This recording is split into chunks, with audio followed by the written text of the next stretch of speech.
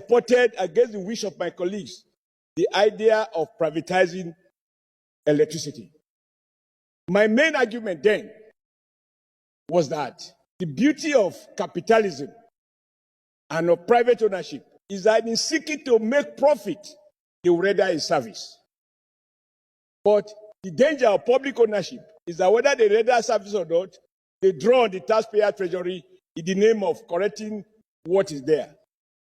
I could never have imagined, as it is today, that a private person will collect money for services he did not render. And the Nigerian people are helpless. Even we here as privileged class have had to buy the transformer that I use here in the heart of Abuja. And to install it, I have to persuade, negotiate, and even effect payment to Abuja distribution, whatever, to connect the transformer I have procured personally with my resources. And hereafter, this transformer becomes the property of the disco. And every month, I am asked to pay bill on brand A or whatever. Under your transformer. Like you said, sir, every state governors, or most, spend public funds, buy transformers for communities. And then you still have to contribute money. Many of us, very soon, when we go back to the electorate, they are going to tell us that for 1 year, for 2 years, they've had no light. What is the problem? No transformer. And then they ask you a senator to go and buy the transformer. You look for the money, you buy the transformer. And then they say, NEPA says you have to pay for them to connect the transformer to their grid. If cables are 40, you buy the cable for them to install it.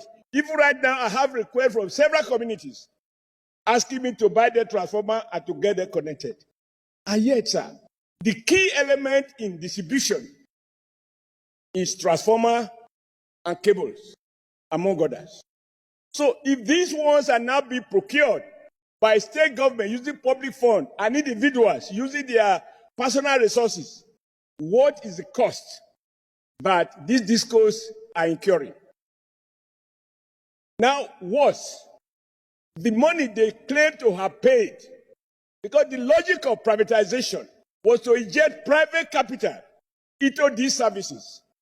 In truth, they went to borrow from Nigerian depositor funds in various banks,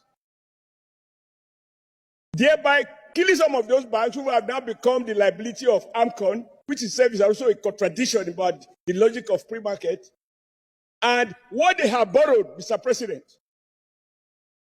since the privatization took place, what they have borrowed through CBN and other sources is 10 times more than the amount they claim to have paid to become owners of those discos. Lastly, sir, as things stand, discos own no more than 60%, quote, own. So it is arguable where the total money you have borrowed from public sources is more than your private capital, whether you can still claim to be privately owned. 40%, as we speak, still belong to the federal government. But sir, there are no governing councils. There is no governing board for these discos. So federal government owns 60% of a business and it has no say in the board of those companies. So there is no corporate governance. The one of Edo is owned by a pharmacist. The wife is a banker. The pharmacist becomes the chairman. The banker becomes the MD. They mismanage Edo economy, Delta economy, Ondo economy, Ekiti economy, and we are down right now in crisis. Even I, sir, that I don't live in Benin, my bill every month, I can't even afford it. So, Mr. President, I support the motion by my very good friend who lost an earlier motion, thanks to the vigilance of Mr. Senate President and your commitment to protect the poor. But this motion can benefit from a radical review, including the option of revoking the ill-conceived, ill-executed privatization and revisit it in line with the renewed agenda of Mr. President. that no one shall pay for services to a private Nigerian who did not render that service. We are going to a petrol station to buy fuel without a pump. And the person selling the fuel tells us this is the amount of liter I have injected.